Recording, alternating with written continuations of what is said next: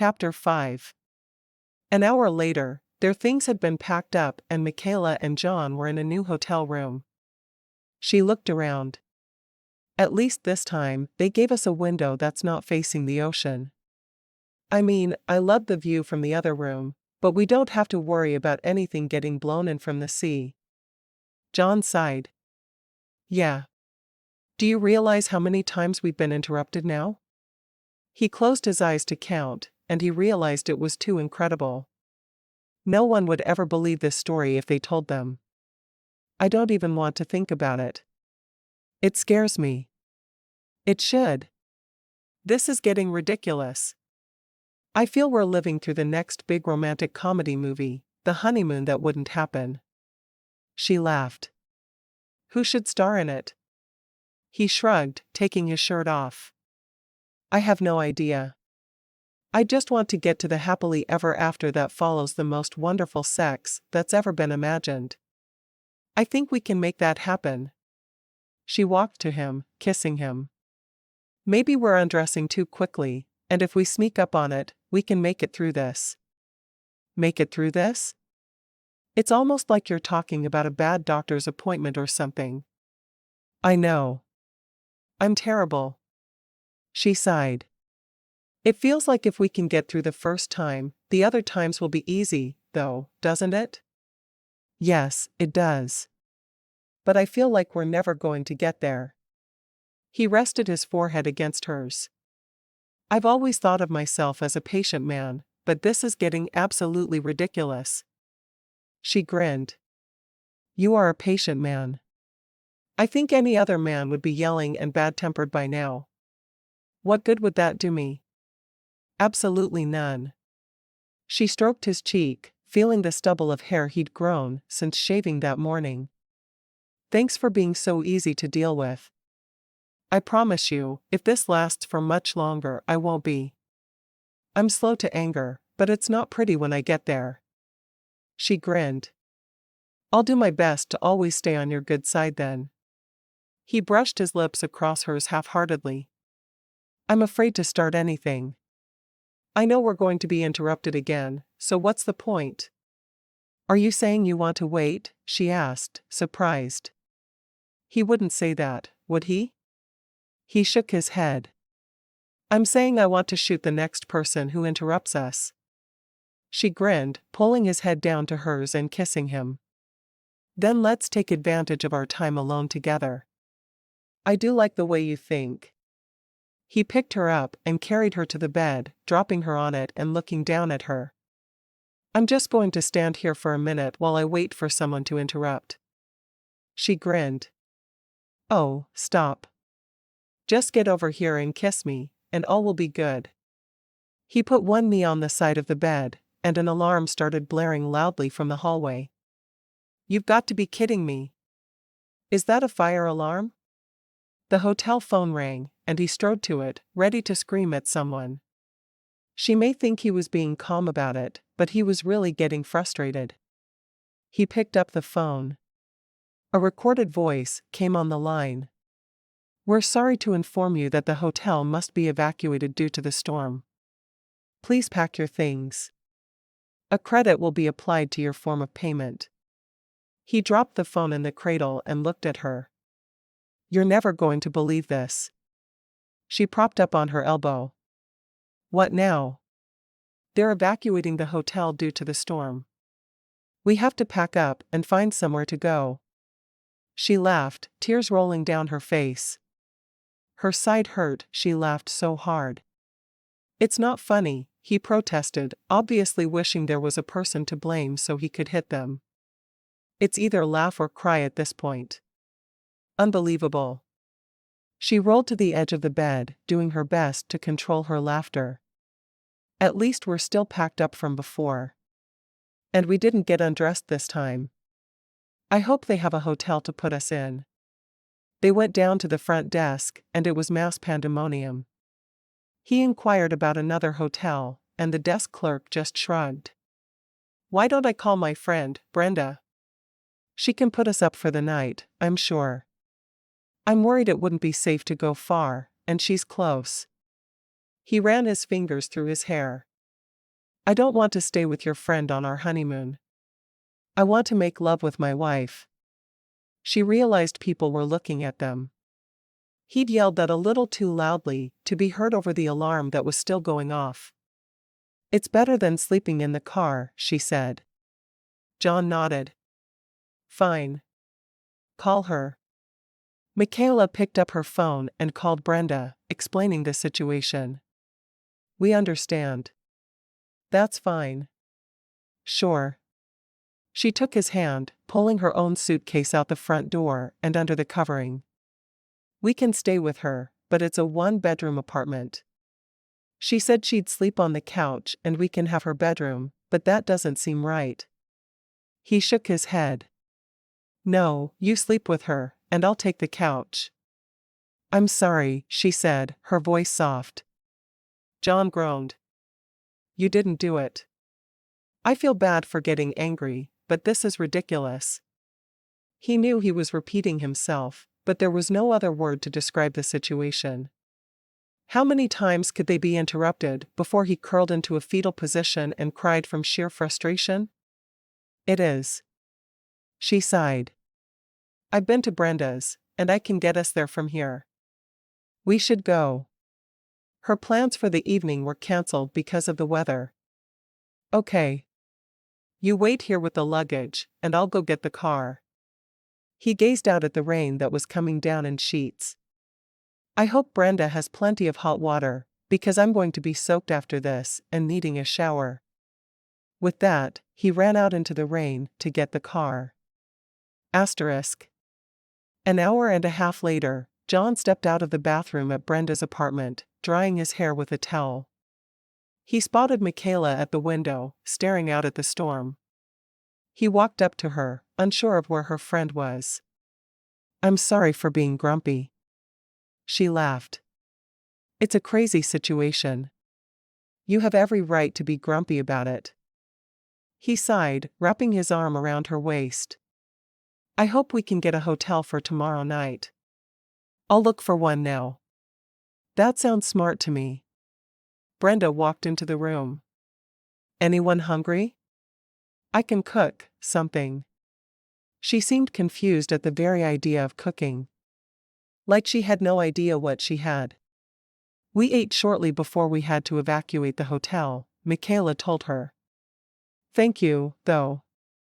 Hopefully by morning the storm will blow over. Well, I'm not sure if I should play hostess, or run away and leave you two alone, so I'm just going to go to bed. Are you sure you don't want me to take the couch? She asked, her eyes meeting Jon's. He shook his head. No, I don't want to kick you out of your bed. It's not like he'd make love to Michaela in the tiny apartment anyway. It wasn't private enough for his tastes. All right. Brenda went back into her bedroom and shut the door. I feel like I should go to bed when she does, so I don't wake her later, Michaela told him, kissing him quickly. He nodded. You probably should.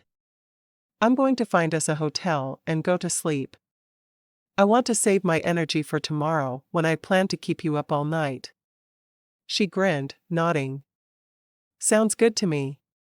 Wandering off into the bedroom, she shut the door firmly behind her. Brenda smiled at her. He seems nice. Oh, he's wonderful. We've had so much weird stuff thrown at us, and he's had a great attitude through it all. What do you mean? Blushing, Michaela explained about all the interruptions. It's been crazy. Brenda laughed. I know it's not really funny, but I don't know how else to react. Oh, I know. When he told me they were evacuating the hotel, I just laid there and laughed for a minute. It was that or cry, and crying is pointless. I've never seen this bad of a nor'easter come through at this time of year. It's special for your honeymoon. Lucky us. Yeah, if you guys ever do figure it out, let me know how it goes, Brenda said with a grin, settling onto the bed on her side. I really don't see that happening. Michaela wore her t-shirt and a pair of shorts to bed. She hadn't packed any pajamas that would be appropriate for her friend to see. Good night. And thanks again for giving us a place to stay. No problem. Just wish I'd had a bigger place so you two could have some privacy, because I wouldn't interrupt. I know. Out on the sofa, Jon checked rooms in local hotels for the following night. He tried over and over, and finally found a vacancy. It was in Boston, and they had one room left. I'll take it, he practically shouted into the phone. It's all yours, man, came the answer from the other end of the line. Let me get your credit card number. Jon noted the location of the hotel and laid back on the couch. Finally. They'd have somewhere private to be. Asterisk. Brenda had the morning off work on Friday. I can cook breakfast for all of us, she offered. It was already after 10, and Jon had confirmed they could get to the hotel anytime after 2. No thanks, he said, not feeling comfortable infringing on her hospitality any longer. We'll find something on our way to the hotel in Boston. Thankfully it was near the airport, so they'd be able to leave early for their flight to Oklahoma. Once they were back in the car, Michaela sighed. I love Brenda, but not on my honeymoon. I don't want to see or talk to anyone but you for the next 24 hours until we have to head home. Was it too much to ask? To spend time alone with his wife just this once? She couldn't stop wondering what their home would be like. One-bedroom apartment, she asked. What? He asked, confused for a moment. Oh, yeah, my apartment is 1 bedroom. Tiny really. Cozy, she said with a grin. He laughed. Let's see if you're still saying that when you see it. He looked around for a place to stop for breakfast, realizing he was suddenly very hungry. Do you want to stop and eat here, or closer to the hotel? From what I can tell, it's about an hour's drive. Let's stop around here. I'm really hungry. Did you want to have breakfast with Brenda? I should have asked, instead of making the decision for both of us. I'm sorry. She shook her head. No, it's fine. I want to spend time with you. It felt weird being with her while we were on our honeymoon. He pulled into the parking lot of a large chain restaurant famous for breakfast. How's this? She shrugged. Sounds good. Really, though, I don't care where I eat as long as we're together. She realized then that she hadn't had the awkward period she'd expected when she'd first decided to marry a stranger. Instead, everything had seemed natural and easy with him. He reached for her hand and squeezed it. I feel the same way. He put his index finger under her chin, tilting her face up for his kiss. Dr. Lachele really is a good matchmaker. I suspected it with Henry and Samara. I know it now. Michaela grinned. You'll have to tell me about Henry. Is he a good guy? They got out of the car and walked toward the restaurant. Henry? He's a really good guy. When his brother and sister-in-law died a year ago, he took on the responsibility of his twin 4-year-old nieces. I think he would have rather done anything in the world than raise 2 little girls, but he did it. And he even married just to give them a mother. Of course, he fell in love with Samara almost right away. Well, how could he not? She's wonderful. I've known her for a long time and I just adore her. Jon nodded. I feel the same way. She's very sweet. And she would do anything for those 2 little girls. You'd think they were her own children with the way she transforms into a mama bear if she thinks they're being threatened. I really like her. I'm not surprised. I always thought Samara should be working with small children, not working for a matchmaking agency, no matter how fabulous the agency is. They stopped at the hostess stand. Table for 2? The woman asked. Jon nodded. Yes, thank you. She led them to a booth at the back of the restaurant. I hope the storm didn't cause too much damage for you. Jon shook his head. We're not from around here. He was certain the storm wouldn't have affected his apartment in Oklahoma. Oh, what are you doing in Plymouth then? We're on our honeymoon, he said. Your honeymoon? Please tell me you didn't get evacuated from your hotel? I've heard a bunch of stories from people who spent their night in their cars last night, because the hotel on the beach was evacuated. Oh, we definitely were, Michaela said, shrugged. We were lucky, though, because I have an old college friend here in town and she let us stay at her place.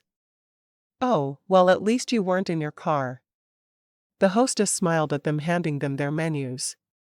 Have a good meal, and I hope you enjoy the rest of your time here. Jon reached for Michaela's hand.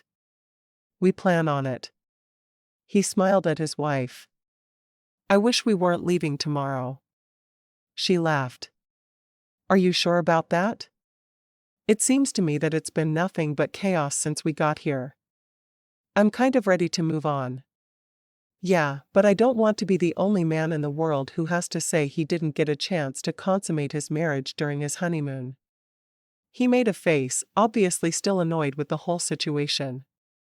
Hey, it'll be a story we'll never tell our children or grandchildren. She shrugged. Maybe I'll tell Lachele, though. She'd get a huge kick out of it. Michaela could just see Lachele cackling over the whole thing. Because she's sadistic? He asked. No, because she's got a sense of humor. In 5 years, we're going to look back at this honeymoon and laugh. Yeah, well, it's not 5 years yet, and I'm not laughing. You should be. I think we'd both be happier if we could have a sense of humor about it. Maybe. I don't see it happening for a while, though. They were silent as they studied their menus for a bit. After their breakfast had been ordered, she smiled. At least it's done raining. It's pretty out today. I wonder how long it's going to take them to fix the damage on the hotel. Why? So we can come back? Bite your tongue. Isn't that your job? Asterisk. A few hours later, they pulled into the parking lot of the new hotel. It wasn't nearly as nice as the one in Plymouth, but all Jon cared about at that point was finding a bed for the two of them. They checked in and went to their room, which was located on the first floor near the elevators. It's going to be loud here, she said as they stepped into the room. I don't care. I don't care about anything except whether or not the bed is comfortable. She laughed. I don't think you even care about that as long as it fits 2 people. You may have a point. They explored the tiny room, and she pulled back the drapes to look out onto the parking lot. I miss our view of the ocean already. He walked up behind her, sliding his arms around her. I do too, but as long as I have you, I'm going to be happy. She grinned, turning in his arms and kissing him. I'm here. And this room is going to be lucky. I promise. He kissed her softly, holding her close. I sure hope so, because any more interruptions, and I may just lose my mind. Do you realize we've been married for over 48 hours and still haven't managed to consummate? When he thought about their honeymoon, they'd always consummated within minutes of arriving in Plymouth. She grinned up at him. Well, it's not like it's my fault. No one's blaming you, sweet stuff. He cupped her bottom through her jeans. I sure would like to get past this curse someone put on us, though. Does your dad know black magic by any chance? What? Of course not. Why would you ask that? Had he lost his mind? I was kidding. He did threaten to castrate me, though. Michaela turned a giggle into a cough. She really wasn't terribly surprised. He did? Jon nodded. At the reception. It was all I could do not to cover up the goods. She did giggle at that. The goods? He waggled his eyebrows at her. You'll understand when you've gotten acquainted. She shook her head. Do you need a shot of self-confidence? I think I've got it down, he said, smiling. He kissed her again, more insistently this time. I think it's actually going to happen. I hope so. She took his hand and led him to the bed. I never thought it would be this difficult to make love with my husband. It shouldn't be. She sat down, and he had all his clothes off in a matter of seconds. She stripped her shirt off over her head and unfastened her bra, throwing it onto the floor. They both stayed still for a moment, listening for a phone to ring or a knock at the door. Maybe the curse is over. I sure hope so. He joined her on the bed, unfastening her jeans and pushing them down her legs. He kissed a path from her neck to her navel, and back up to her breast, paying special attention to her nipple. I feel like I've waited forever for this, he whispered. She smiled, her hand stroking over his back. Me too. He hooked his thumbs in the waist of her panties and tugged them down. I want you. She stroked her hand along his cheek, feeling the rough, unshaven skin. Don't forget a condom, she whispered softly, thinking it was probably time for him to get one. He lifted his head and stared down at her. A what? A condom. I haven't been on birth control long enough. She blushed as she said it, but knew it needed to be addressed. You don't want children? He moved away from her, sitting at the edge of the bed. Why are you on birth control at all? Of course, I want children. She sat up, surprised he seemed so upset. I want to have my career established first is all.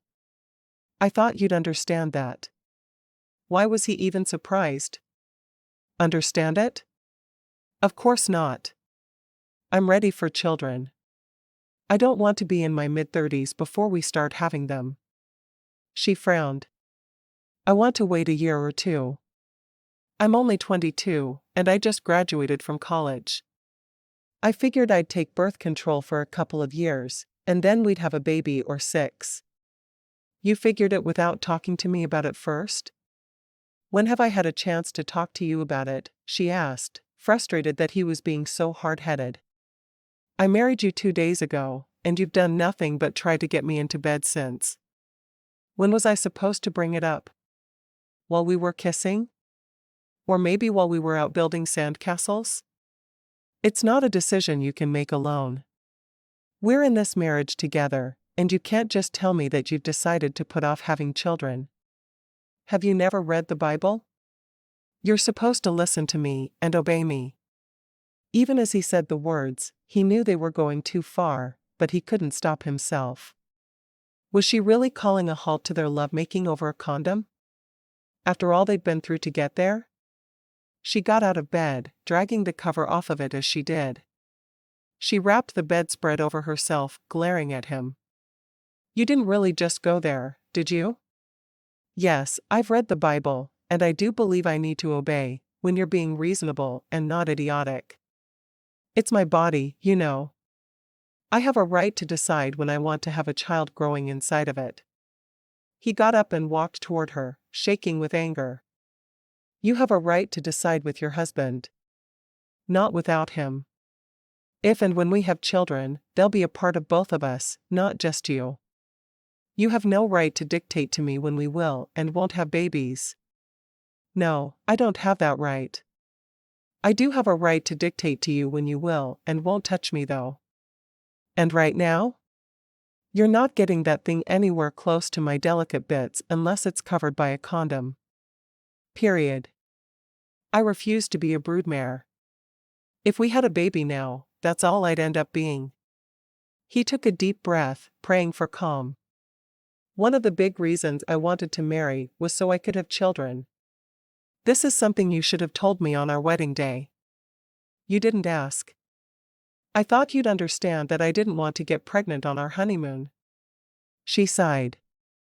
I don't want us to fight over this. I want to be able to enjoy each other for a while before children come along. Is that so wrong? It's not wrong if we agree to it together. It's wrong if you decide you get to dictate your own wants and desires to me. That's not fair for either one of us, and I will not put up with it. You'd best be taking a cold shower then, buddy, because you're not touching me without a condom and an apology at this point. I'm not some vessel for your child. I'm my own woman. I will have children with you, but not until I've been working for at least a year. She had worked much too hard on her degree to just give it up because he wanted a baby immediately. You don't get to dictate to me. What makes you think you can dictate to me over my body? If it were about you getting a vasectomy or something, I wouldn't even think to dictate to you. He sighed. I'm going to go for a walk to calm down. I'll be back. He dressed in jerky motions and left the room, slamming the door behind him. She dropped the cover and went to the bathroom, showering in blistering hot water. She wanted to wash all memories of him from her brain, and for a minute she tried. He's your husband, Michaela. It doesn't matter if you forget him, because he'll be back in a few minutes. And you'll still be married. He wasn't back when she got out of the shower and dressed, getting into bed. She wore shorts and a t-shirt to sleep in. Why not? He certainly wasn't getting close enough to her to do anything that day anyway. She'd be smart to nap and sleep off her mad before he got back. Right now, she wasn't sure what she'd say. Chapter 6. Jon walked for what felt like hours. The hotel was too far from the ocean to go for a walk on the beach, and that frustrated him. Truthfully, though, he was frustrated by everything. He knew Michaela had a right to say she didn't want kids yet, but he did want them. How would they work it out? Finally, he realized that they could fight it out later, but for now, he could get what he wanted by stopping at a store and buying condoms and going back to the hotel to make love with his wife. Why would he keep himself from the pleasure they could have just so he could punish her for not wanting to be pregnant just yet? It was stupid. So he walked into a drugstore and bought condoms for the first time in his life, trying not to blush as the young cashier rang them up. There was no reason for him to be embarrassed about buying them. He was married, and on his honeymoon. He was supposed to be having sex. Once he had the condoms in his possession, he hurried back to the hotel, the pharmacy bag folded over so no one could see what was inside it. He went straight back to the room and found his wife asleep on the bed. He thought about letting her sleep, but they'd waited for more than 2 days, and he wasn't going to wait any longer. He sat on her side of the bed and watched her sleep for just a moment before reaching out and shaking her a little. Michaela? She woke up to see Jon looking down at her. Blinking a couple of times, the argument came back to her. She was frustrated with him still, but she wasn't about to tell him that. You came back. She'd been half afraid he'd just leave her there and go home without her. He nodded. Of course I did. You didn't think I'd leave you here, did you? When she didn't answer, he went on. I want to say I'm sorry. We'll talk about children later, but today is not the day. She nodded, still groggy with sleep. Thank you. I do think it's something we should decide together.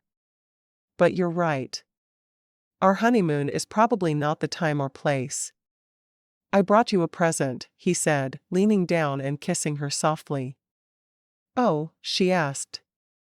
He handed her the bag, saying nothing. When she opened it, she laughed. Oh, and they're ribbed for my pleasure? How nice. She sat up, leaning forward to hug him. I'm sorry I didn't talk to you about my feelings before. I guess I assumed that you'd want to wait at least a little while like I did. For a baby, I can wait a little while. For my wife? No way. He pulled her to a sitting position and pulled her shirt over her head, glad to see she was wearing no bra. This time I'm ignoring any phone calls. Barring this hotel crumbling in on itself, I'm making love to my wife. She grinned. You're getting no complaints from your wife. She looked up at the ceiling. It might not be a good idea to tempt fate and mention the hotel crumbling in on itself, though. He stood and quickly stripped out of his clothes, throwing them to the floor. He pulled her to her feet and pushed her shorts and panties down and off. They stood for a moment, just hugging with nothing between them. You feel so good against me, he whispered. And you feel good to me too. I'm looking forward to making love with you. She'd come a long way toward getting past her embarrassment over it all. They both moved onto the bed, their hands stroking each other.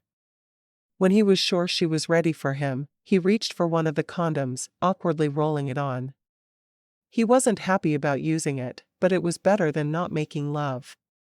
He moved between her spread thighs, cupping her face in his hands. Let me know if this hurts too much, and I'll stop. I've gotten good at stopping. She laughed, shocked when he chose that moment for penetration. It stung, but it wasn't terrible, not nearly as bad as she'd expected. More than anything, she felt stretched and full. When he was completely inside her, he stopped, resting his forehead on hers. You feel so good, he whispered, wanting to move, but holding himself rigid. She stared up at him, her eyes wide. You feel strange. Is that good or bad? I'm not sure yet. Can I let you know? He nodded. Is there a lot of pain? Can I move? He wasn't sure if he could keep himself from moving even if she wanted him to. She nodded, pulling him down for a kiss. Jon had read a lot about how to make a woman feel good, and he reached a hand between them to toy with her, even as he began thrusting slowly in and out of her. When she cried out a short time later, he let himself go, moving as quickly as he wanted. Very soon, he joined her in bliss, rolling to her side and hugging her to him. Thank you. She looked at him. For what? Settling her head on his shoulder, she snuggled happily against his side. For not staying angry with me. For being as eager as I was. For being you. She smiled, resting against him. My pleasure. I assure you. He chuckled, his hand stroking her back softly. If only we could have spent 3 days doing this instead of 1. Are you still complaining about that?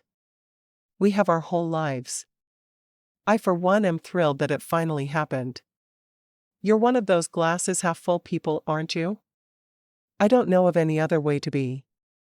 She let her eyes drift closed, a smile touching her lips.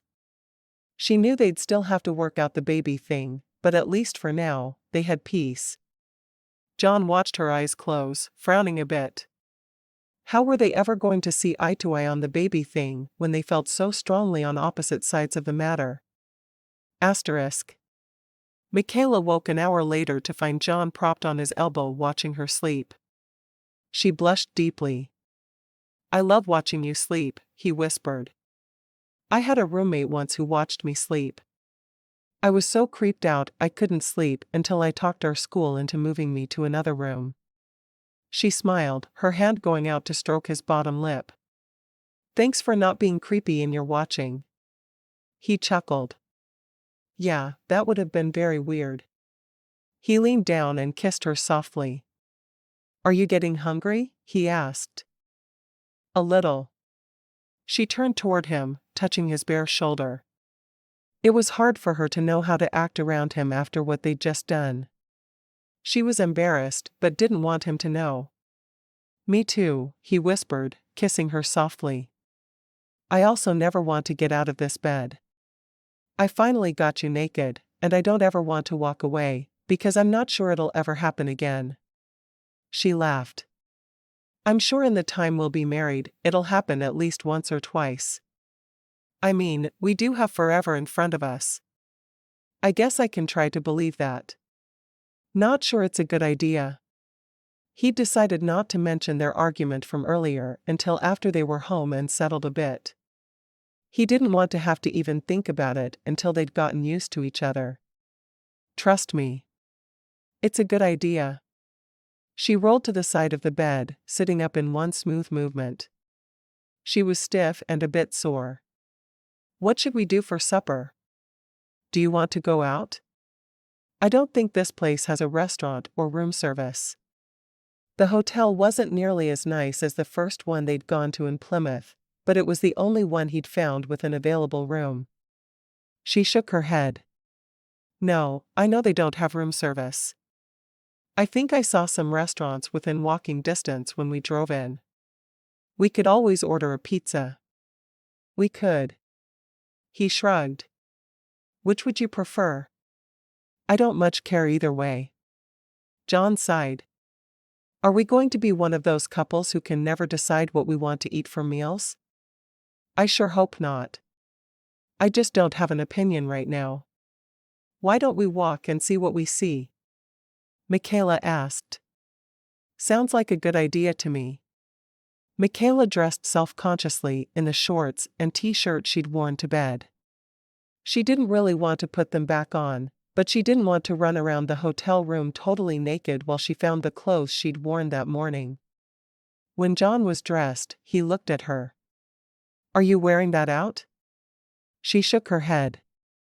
No, just till I find my clothes. He grinned, reaching out and catching her hand as she passed him. I've seen you without your clothes on, you know. She blushed. I know. You'll get comfortable with me soon? He asked. I sure hope so. She gathered her things and hurried into the bathroom, changing there before stepping out. Why couldn't she change in front of him when she'd just let him touch her like that? She wasn't sure. They left the room and went out into the lobby of the small hotel, and he took her hand as they left. Which way? She pointed to the left, so they walked that way, looking for any place that would be good to eat.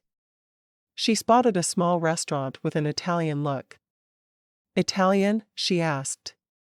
He nodded, a smile on his face. Sounds good. He loved Italian. Oh, good, because Italian is my favorite. The tiny restaurant was bursting at the seams, but there was a small table for two toward the back that was open.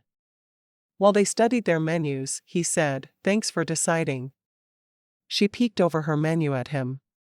If I'd known we'd find a little place like this, I'd have decided back at the hotel. After they'd ordered, he grinned at her. Well, I hope today has set a precedent where interruptions are concerned. It would be nice. I was starting to worry we were doomed. He laughed. I sure hope not. About the baby thing, she had to tackle the elephant in the room head-on. She couldn't go on worrying about it. No.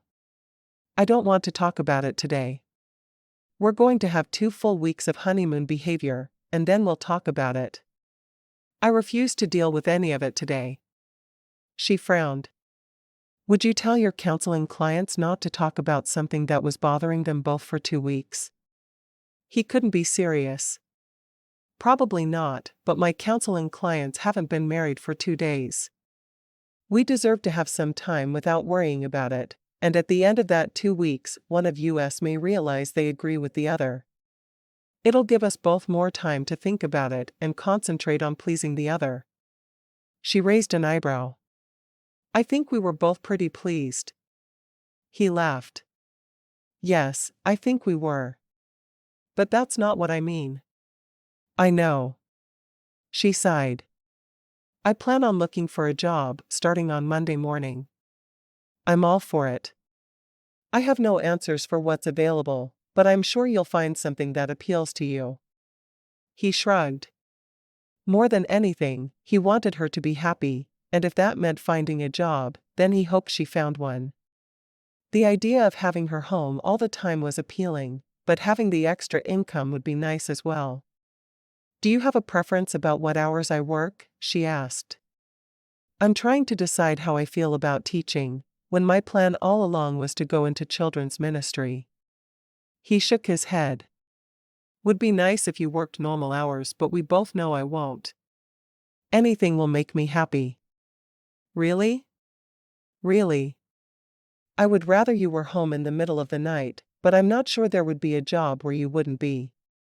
Not working with children anyway. She shrugged. I've always in the back of my head had this idea for a business, a 24-hour daycare. He tilted his head to the side. That would be good, especially somewhere near a company that employs shift workers. That's my thought. So many single moms would prefer to work in the middle of the night, so they can be there for their families, but there's no daycare, so they either can't take the job they want, Or they have to find someone that is willing to take the kids at off hours. I know it's weird, but it's my entrepreneurial dream. So you dream of being an entrepreneur?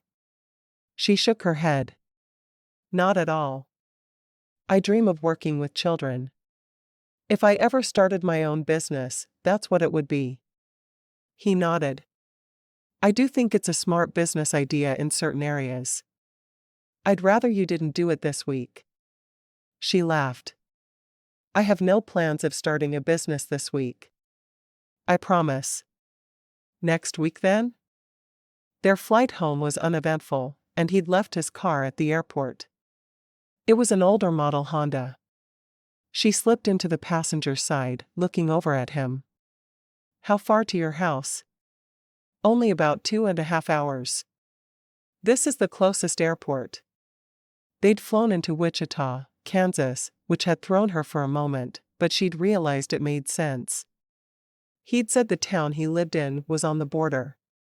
It was already late afternoon, because they'd had a long layover in Atlanta of all places. It didn't make sense to her that they were routed through there, but whatever. Life was strange sometimes. I'm looking forward to seeing T-ville. And Samara. Really looking forward to seeing Samara. He sighed. You keep having to bring your friends into our honeymoon. What is that? She stuck her tongue out at him. You know better. Samara goes to your church, and it's been months and months since I've seen her. Sure. He shook his head, trying to seem disappointed. I thought you were excited to be in our new home, but it's just because it's close to Samara. She laughed. I'll be much closer to you. I promise. Samara's never gotten me a box of condoms for a gift before. Has anyone? He asked, looking at her with a grin, before jerking his eyes back to the road. Nope. You hold that distinction. Aren't you proud? He nodded emphatically. Very proud. No one else is allowed to buy you condoms. I forbid it. She rolled her eyes. I can't think of anyone else who would want to. She watched out the window as they left the city. She'd been told that Kansas was flat, and not much to look at, but she was surprised at just how many fields there were. Do you like living in Kansas? He shrugged. I do. I grew up in Topeka, so I've been here all my life. Even went to college and seminary here. When will I meet your parents? She asked, suddenly surprised that she hadn't asked him about his family at all. Are you an only? He shook his head. Nope. I'm the oldest of 5. Little one is still in school. I don't know when we'll meet my parents. Soon, I hope. Are you close to them? He nodded. Relatively close. I haven't lived with them since I graduated from high school, but I make the drive home for Thanksgiving and Christmas every year. Sounds good, she said. I look forward to meeting them. Well, she did, but she didn't. All the horror stories people told her about their mothers-in-law had her a bit nervous. Do they know you're married now? He shook his head. They wouldn't have approved of the way I met you, so I decided to wait for a bit. I'll call them in a week or so. I'm not sure that's the answer. Will your mother be angry that she didn't get to go to her oldest son's wedding? I really don't know. I just didn't want them to try to talk me out of marrying. I was ready. He frowned. Being ready for marriage meant being ready for a family.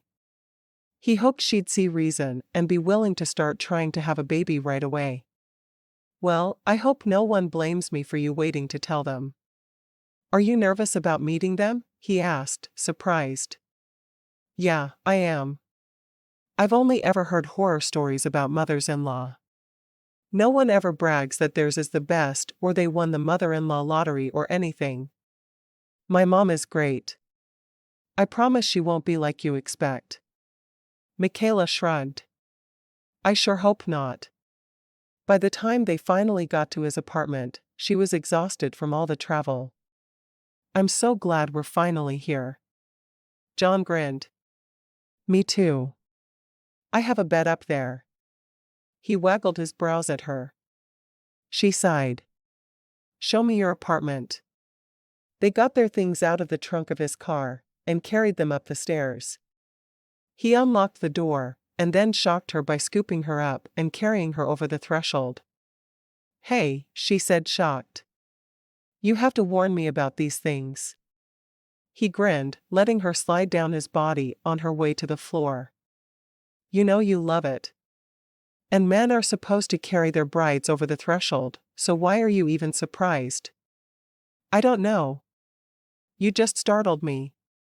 He leaned down and kissed her softly. I'm going to get our suitcases in. The apartment was small. He was right about that. It was a big room with a living area, dining room, and kitchen, and then when you walked into the next room, it was a bedroom with an attached bathroom. Guests, if they had them, would need to walk through the bedroom to get to the bathroom. The bathroom was little more than a box, with enough room for a toilet and bathtub. Even the sink was in the bedroom. Very cozy, she announced. He laughed. I know it's tiny. We'll get something bigger soon. She shook her head. We don't need to.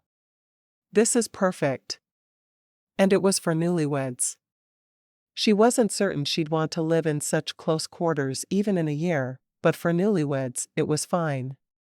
No washing machine? He shook his head. No. There's a laundromat in the complex though. I'm used to taking my stuff to the laundromat, so that's fine. She wandered back out into the main area, and he followed behind her. She walked into the kitchen. There was very little space there. Enough room for a fridge and a stove. There was a mounted microwave, and she was thankful for that. It wouldn't take up counter space. We can sure make this work. He frowned. We can find something bigger right away if you want. She shook her head. Of course not. It's small, but I'm used to living in a small space. I grew up in New York. That's true. So you can't complain. I'm not complaining. She sighed, resting her forehead against his shoulder. I'm tired. Travel wears me out. He nodded. Why don't I go pick up some dinner while you put your stuff away, and we'll have an early night?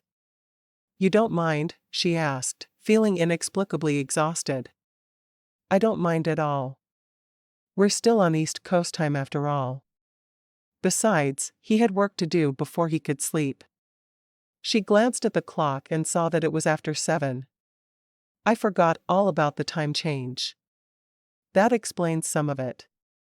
What time do we have to wake up for church in the morning? She asked. First service is at 9. He already had his sermon written for the next day, but he needed a few minutes to go over it. I'll probably get up at 6 to give my sermon one last read-through. Sermon? I forgot you were preaching in the morning. There's no one to take over for you? Would they never be able to go anywhere? Yeah, my youth minister can do it, but he's really new. He had to take care of most of my responsibilities all week, so he was really relieved that I was going to go ahead and give the sermon. I think that makes a lot of sense. Okay. Go get food, and I'll put stuff away. While he was gone, she put her personal things away, hung her wedding dress in the back of the closet, and put a few of her clothes away. She had to rearrange his things a bit, but she made it work. Looking around the apartment, she was surprised at how neat he was. She'd always thought of a single man as a slob who would live in filth, but Jon had done a good job keeping up with things. Either that or someone had come in and cleaned while he was gone. The apartment looked freshly vacuumed and dusted. Even the bathroom was clean. He came into the house with a small carry-out bag. Where did you go? She asked, not recognizing the bag. Oh, it's a little Mexican place. I don't think it even exists anywhere else in the world. He pulled a burrito and 2 tacos from the bag and handed them to her. I wasn't sure what you'd like, so I just brought you a couple of things. Works for me. She walked into the kitchen and got them each a plate off the shelf as well as a fork. He had already opened up his own burrito and taken a bite. You were going to use a plate, right? Sure, I was. I just wanted one bite first. She shook her head at him, giving him the plate. Sitting down beside him on the couch, she arranged her food on her plate. Why are we eating in the living room and not in the dining room? He shrugged. Just a bad habit I'm in. No point in sitting at a table if I'm sitting there alone. I can understand that, I guess. She and Haley had always eaten at the table in their apartment. Maybe it was the whole male versus female thing. He talked a little about the town while they ate. It's only about a 10-minute drive to the church, so I leave about 20 minutes after 8. I need to be there before anyone else arrives. I can be ready then. My family has always gone to church early as well. After the meal, she quickly hand-washed the plates, seeing no need for a dishwasher when it was so few things. He was on the couch with papers spread around him when she finished. I'm going to shower and go to bed. She waited a minute to see if he'd even notice her now that he was working again. He barely glanced up from his work, already engrossed. I'll be in when I can be. Chapter 7. It was strange walking into a new church with him the next morning. She stood beside him as he greeted everyone, and smiled sweetly every time he introduced her. When Samara stepped into the church, her friend let out a squeal at the sight of her. What are you doing here? Michaela grinned, stepping away from Jon and hugging Samara tightly. Jon and I are married. Samara gaped at her. Jon? You mean Pastor Jon? Lachele did good.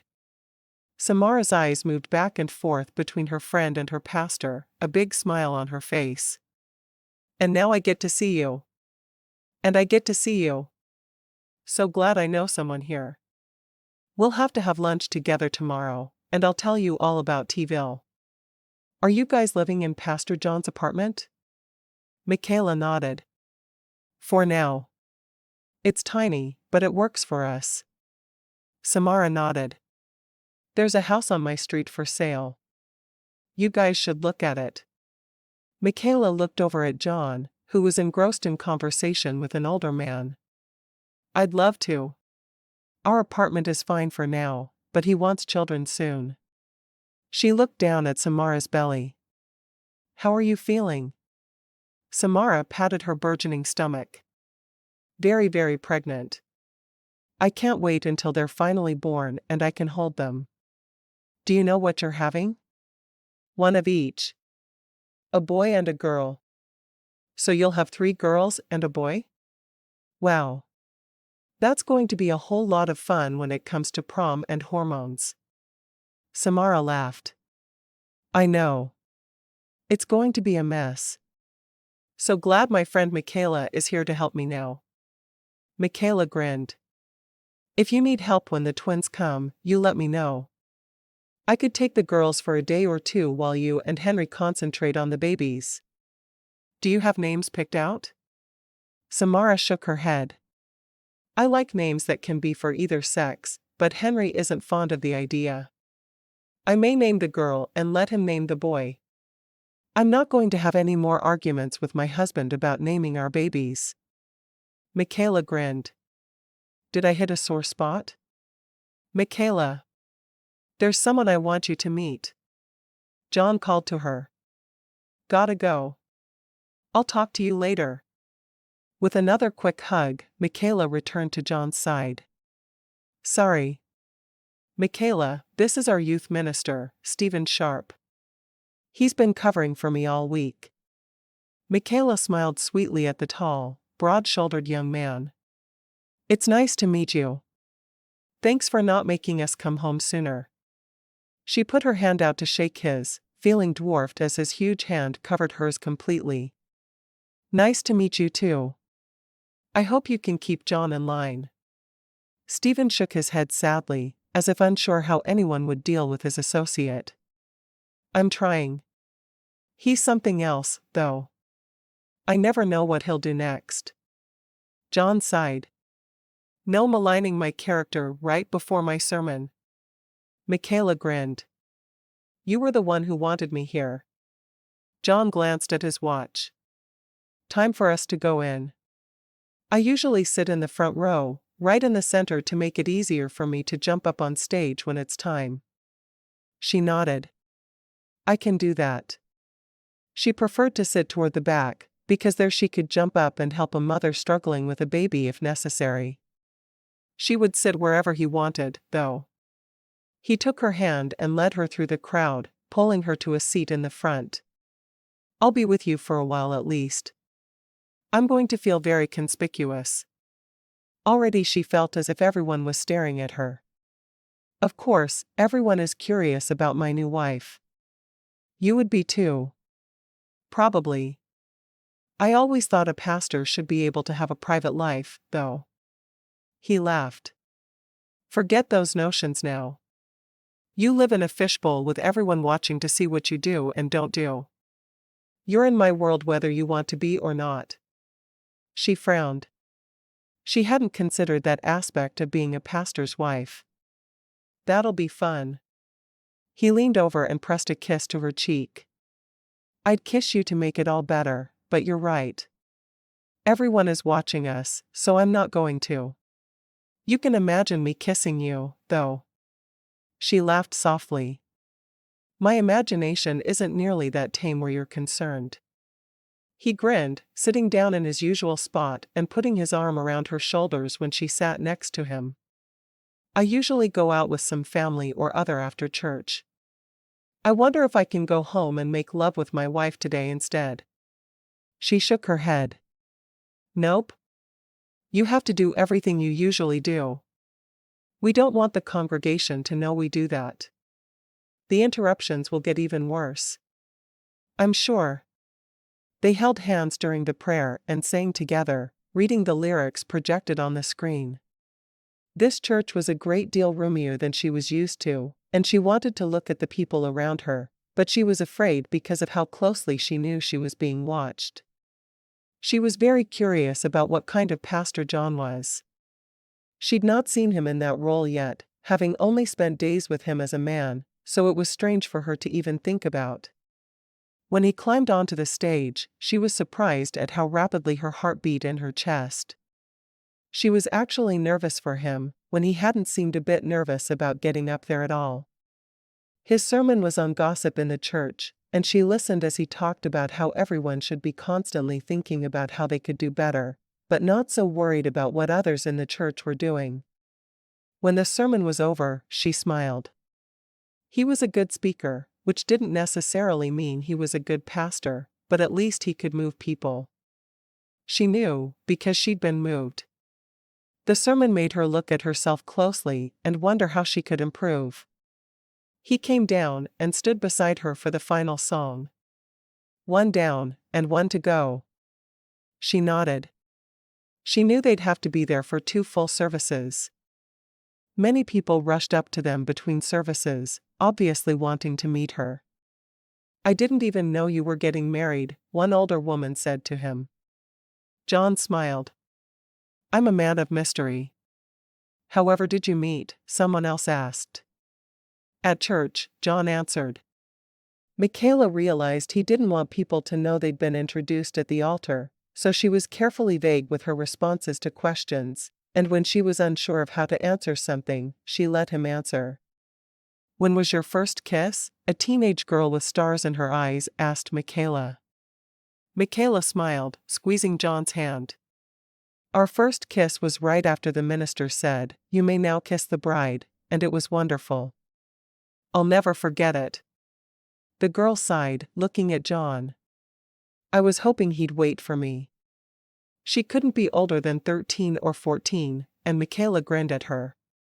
I'm sure if you were just a year or 2 older, he'd have been able to wait. The girl smiled. I think I'm going to like you. Michaela laughed. Good, because I need to have some friends here. I've never even been in Kansas before. After the second service was more of the same. Michaela was starting to feel like something of a local celebrity for marrying Jon. It was weird how people were about pastors. After the second service, he said, "We've been invited for lunch with a friend of mine and his wife and 3 daughters. You up for it?" She nodded. "Whatever you want to do." As far as she was concerned, Sundays were his day. She would do whatever he wanted. At lunch, she got a better idea of how admired he was. He was such a young pastor, she was surprised and impressed at the respect he commanded. One of the girls, around 15, asked him, "Why didn't you tell anyone you were marrying? We would have had a wedding shower or something." He shrugged. "Sometimes I need to keep my private life to myself. I feel like everything I do is inspected by the people around me." I needed to keep Michaela all to myself for a while. Nancy, the mother of the girls, said, "Well, we still need to do a wedding shower. Let's say 2 weekends from now? On Saturday?" Michaela nodded reluctantly. She didn't know where they'd put anything else in their tiny apartment, but she understood that people wanted to do something for him. "That works for me," she said with a smile. "Are you going to work?" Nancy asked. Michaela nodded. "I really hope to.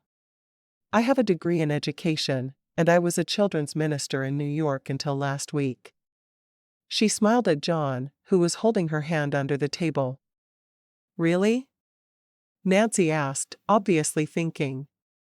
"I know of a Christian daycare in need of an assistant director. Would you be interested?" "An assistant director? I don't have any experience, but I'd be interested in at least considering it." For an assistant director, the director would teach you. A degree in early childhood education is all they're looking for. I'm friends with the director, and could give you a recommendation. Michaela thought about it for a moment. "Not exactly the direction I was thinking about, but I am qualified." "Sure, I'd love to at least talk to her." She actually liked the idea. She wasn't big on administration, but she was sure she'd get a chance to spend time with the children.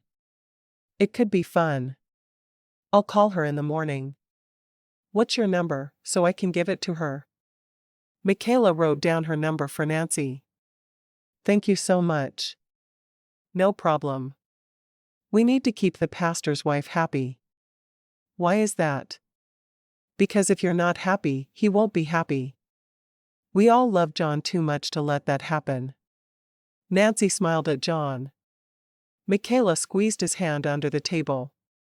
She was learning a little more about him every day, and today she was learning a lot. He was a good man. "So he's a good pastor?" "Oh yes," the youngest of the 3 girls said. "Everyone loves Pastor Jon." "Why?" Michaela asked, curious about how the little girl would respond. "Because he loves God, and Jesus, and because he loves us. Our last pastor didn't much like kids," the 10-year-old told her. "But Pastor Jon makes it clear that we can go up to him and hug him and tell him about our problems anytime we want to." When Michaela looked over at Jon, he was blushing a bit. "Wow.